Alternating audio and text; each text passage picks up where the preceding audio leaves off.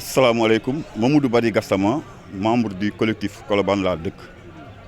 Qu'est-ce qu'on peut dire aujourd'hui par rapport à vos revendications ici? Tout d'abord, je voudrais rappeler l'historique de la création de ce collectif. C'est un collectif qui a été créé à la suite d'événements malheureux. Si vous suivez bien l'actualité, depuis un certain nombre de mois,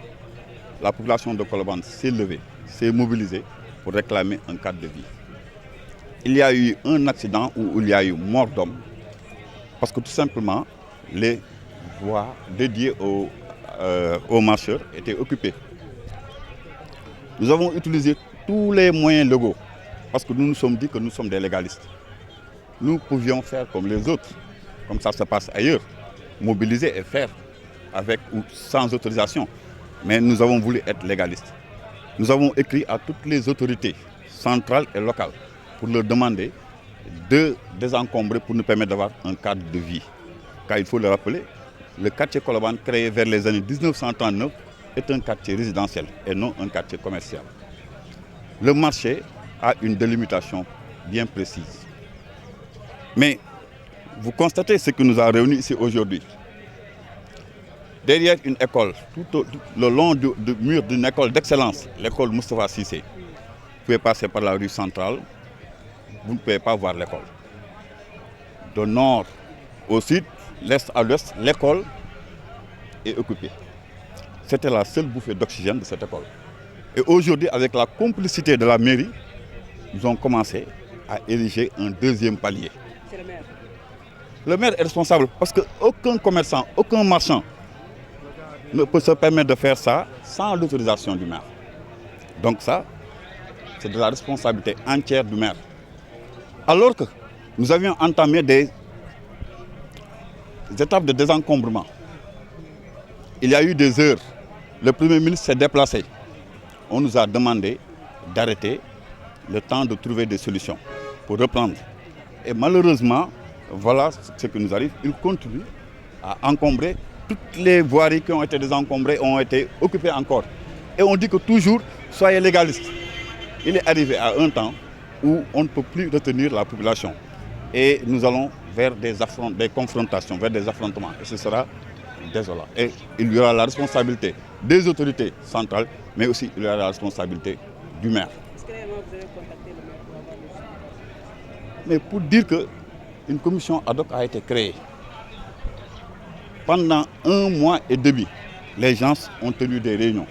avec des commerçants, les riverains et la mairie pour régler ce problème. C'est à la suite de ces réunions que les commerçants eux-mêmes, parce qu'il y a une grande partie des commerçants qui sont contre ces occupations anarchiques, ce sont les commerçants qui ont choisi les premières dates de désencombrement. Nous avons commencé les désencombrements, il n'y a eu aucun problème. Mais malheureusement, les autorités nous demandent d'arrêter parce qu'il y avait un mouvement d'humeur de quelques tabliers qui, sans aucun droit, se permettent de dire qu'ils vont occuper les voiries, qu'ils vont occuper l'école. Nous avons évité les confrontations, nous avons demandé à nos jeunes de se calmer et d'attendre que les autorités donnent une suite à ce combat. Mais les jeunes ont eu raison sur nous aujourd'hui. Parce qu'ils ne cessent de nous dire que, grand, tant que vous êtes là à faire de la diplomatie, ils continueront à laisser Koloban à la merci de ces commerçants. Et vraiment, malheureusement, c'est ce qui se passe. Regardez, vous pouvez constater par vous-même, il y a une école d'excellence qui fait les meilleurs résultats au niveau de l'Académie de Dakar. Et ils se permettent encore d'ériger un deuxième palier. Et il paraît que même au niveau du marché, où il y a un état dégradé, ils se permettent de mettre un deuxième palier sous le prétexte que ce sont du matériel léger. Mais c'est faux. Si vous construisez avec du matériel léger et que vous mettez là-bas des marchandises qui pèsent des tonnes, mais il faut que les autorités arrêtent. Il faut qu'ils respectent la population de Koloban. Ce que nous leur demandons, c'est notre droit le plus absolu. Nous demandons un cadre de vie. Le marché se limite là où il doit être. Le quartier résidentiel. Mais on ne peut pas vivre à Koloban. Difficile d'accéder à l'hôpital. Difficile aux populations riveraines de se déplacer. Même il y a une vieille dame. Je vais donner une histoire qui jusqu'à présent, c'est une vieille dame qui ne peut pas se déplacer. Mais le taxi ne peut pas arriver jusque chez elle. Donc,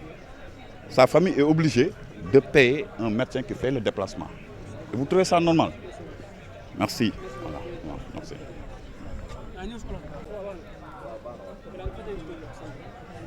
Abdou Gueye coordonnateur collectif Colobane laa dëkk.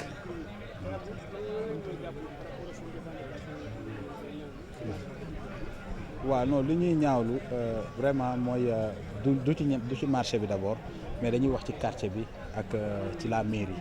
parce que aussi am na loo xamante ne dañu préparer woon une opération de déguerpissement bind autorités yi waxtaan ak ñoom wax ak ñoom que ne dañu bëgg vraiment ñu désencombrer quartier bi mais malheureusement bi ñu désencombrer quartier bi ba léegi ñu doon xaar mu am suite bu favorable ci population yi mais toujours dañu gis ne autorités yi dafa mel ni dañuy topp caprice commerce bi wala caprice yenn commerçant yi du ñu wax ñëpp parce que bëri na ci commerçant yooyu ñoo xamante ne vraiment occupation anarchique bi neexu leen.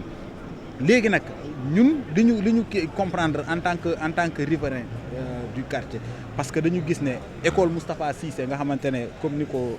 monsieur le maire Gassama waxee que ne école d'excellence la boo rombee doo mën a xam ne sax lii école la ñu dem ci premier ministre bi désencombrement bi amee mu recevoir ñu primature bi ñu ñëwee lim ñu wax mooy mënul concevoir école ak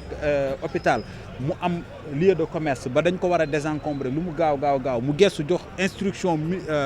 ministre de l'intérieur que ne nañu désencombrer lu yooyu ñu xëyaat ñuy teg extension ci fi mu wax ne dañ ko désencombrer kon c'est parce que autorités yi dafa mel ne dañuy wax Colobane noppi leen mais au finish ñoom ñi ngi def leneen li nga xamante ne ñoom loolu la ñu bëgg a def ñun nag Colobane li ñu wax mooy du ñu teggi suñu tànk du ñu daw parce que ki ñu waroon waxal nañoo ak ñoom les autorités étatiques wax nañoo ak ñoom les autorités territoriales wax nañoo ak ñoom les autorités communales wax nañoo ak ñoom xam nga bu fekkoon jaaruñu foofu noonu yëpp amul fenn foo xamante ne jaaruñu fa wax ak ñoom ba lu ñu kii mais bu ñu gisee ne chaque jour affaire bi dafay gën a yokk ñun nag Colobane dañu ne loolu jeex na parce que mënuñu toog war a am cadre de vie bu normal comme ni ko autorités yi amee kenn ci ñoom nanguwul sa doom dëkk ci marché kenn ci ñoom nanguwul sa doom di fréquenter marché ñu jël Colobane laissé ñu en rade bàyyi ñoo commerçant marchand tablier yi ñu envahir quartier bi maire bi fi nekk ñuy demander nag Colobane ñu ngi demander solennellement que Abdou Aziz Paye na autorité étatique yi jël seen responsabilité ñu jëlee ko fi ñu ngi demander à ce que délégation spéciale ñu jëlee fi Abdou Aziz Paye parce que amul njëriñ pour suñu commune depuis deux ou trois ans Abdou Aziz Paye mi ngi nekk ci commune bi dem leen ba ci ñoom posé nañ leen question boobu ñun waa Colobane ñu posé leen ne leen depuis seen règne ba 3 ans yii nii lan ngeen def à Colobane ñoom si seen jëmm bopp mënuñu ko expliquer il a fallu que ñun ñu booster leen état central génnee seen communiqué pour que ñu désencombrer ñoom ñuy door a mën a taxaw pour désencombrer le 6 bii passé ñu jël voie publique bi ñun ñu Colobane ñu amoon initiative pour ne kat c'est la journée président de la république la moom moo woote reboisement ñu war a woote reboisement suñu autorité territoriales yi nañu bàyyi leen lan moo tax parce que ay caprice les tabliers ñun Colobane ñu ne bàyyi nañ parce que journée président de la république ñun ñu amoon 300 pieds d'arbre yoo xamante ne waroon nañ ko mën a implanter mujj ñu ko planter lan moo tax loolu parce que autorités yi ñoom ñu ne bàyyi leen ñu toog seetaan autorité centrale muy parce que kan moo ñu wax kii defe naa le préfet moom moo woote personnellement que ne opération boobu noonu ngeen di arrêté ngeen di def mun ngeen ko bàyyi ak le sous-préfet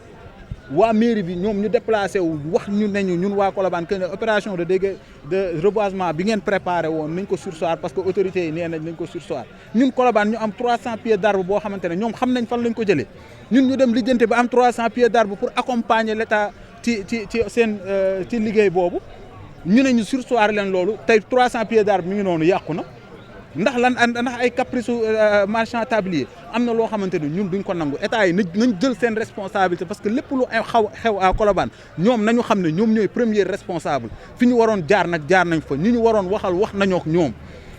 tey nag mënuñu ñu dëkk si chaque jour di ñu wax naan noonu noppi leen lépp lu ñu bëgg def état bi nañu noppi leen léegi ñu toog di kii ne parce que lan ay légaliste lañ ñoom ñu bëgg sukkandiku ci ne jeune wa Colobane comme ay légaliste la ñoom ñoo ko woote léegi nañ leen teg nañ leen ko tegoo dootuñu ko nangu dañuy wax ne extension bii nii ñu teg ci école Moustapha Cissé ak buntu école Moustapha Cissé exigence la pour que ñu ne wax premier ministre moom mi nga xamante ne moo ñu waxoon nañu na ànd ak tolérance ñun li ñu koy wax mooy mënul ànd ak tolérance ci loo xamante ne décret 76/018 du 6 janvier 1976 réglementant la vente sur la voie et dans les lieux publics si article 4 bi dafa wax ne képp ku bëgg nekk marchand tablier da ngay dem uti carte professionnelle te ministre du commerce moom moo la ko war a jox jaarale ko ci gouverneur foofu tudd article beeg décret bi tuddul préfet tuddul sous préfet mais lan moo tax autorité bi nañu léegi yéen waa Colobane ànd leen ak tolérance ba pare dëgg la bëgg nañu ànd ak tolérance nañu ñoom nañu kii abrogé boobu décret. par rapport ak seen mot de non du question de en cas de suñu état li ñuy wax ñun nekkuñu fi pour di xeex ak état wala di xuloo ak état dafa am loo xamante ne c'est notre droit le plus absolu dañuy dem pour jëli ko parce que moom président de la république mi ngi dugal ay njabootam foo xamante ne fan la dëkkoon du Mermoz si premier ministre fan la dëkk du Sénégal góor gi comprendre nga kon ñoom noonu cadre boobu noonu baax na ñoom seen cadre baax na léegi pourquoi ñun suñu commune Gueule Tapée Fass Colobane ñun ñu bëgg ñu désencombrer ñu kii toujours autorité administrative ak autorité étatique yi naan ñoon bàyyi leen toog leen seetaan kii ba pare suñu cadre di gën a yàqu usage d'habitation yi am à Colobane ñu koy transformer en commercial nga koy signaler autorités yi tudd am benn suite léegi lan la ñu bëgg ñun ko population bi ñu bëgg li ñuy wax daal ne mooy ne état jël ay responsabilités par rapport ak li xew na suñu autorité administrative yi jël ay responsabilités par rapport ak li xew di fàttali premier ministre que ne ñun dem man bokkoon naa ci ñi demoon toog ak moom mu gestu jox instruction ministre de l'intérieur que ne désencombrer rue wu Colobane muy école Moustapha Cissé ak hôpital Alfala boobu ba léegi amul ñu ngi toog di ko xaar gisuñu ci kii ñu ngi wax nag ne toog di xaar bu yàgg bii nii dootuñu ko nangu am na loo xamante ne mënuñu toog di nangu ñoo xamante ne dañuy ñëw fekk ñu si sunu ñu war a dund am cadre de vie bu baax nga ñëw imposer ma yow li nga bëgg ba pare samay autorité étatique man ak yow ñu bokk ci même niveau ñu ne ma noppil pour man ma war a noppi ndax seen kii loolu lañ wax Colobane dootul nangu li ñuy def mooy dañuy taxaw à ce que lépp lu Colobane war a jot comme moomeel dinañ ko jot parce que am na loo xamante ne place de la nation dañu ñëw implanté ko ci sunu quartier. caserne Samba Diéry Diallo ñu ñëw indi ko fi camp Abdou Diassé ñu indi ko fi Masalikul Jinaan ñu indi ko fi mu am TER am BRT lépp Colobane on est envahi ba léegi loolu noonu yëpp ñu jàpp ne état dinañu accompagner ñu noppi garage Colobane mi ngi fi ñu jàpp ne état Colobane dinañ noppi ñu toog di xaar marché wu 9 hectares ñu ñëw si sunu biir quartier mu am fi muy déplacé wu toujours ñu non am na loo xamante ne trop c'est trop dafa jeex état yi sunu autorité étatique yi nañu jël seen responsabilité par rapport ak Colobane nag bu ñu jugee ñoom nañu xam ne ñoom ñooy les principaux responsables. voilà jërëjëf. Abdou Gueye coordonnateur collectif Colobane laa dëkk.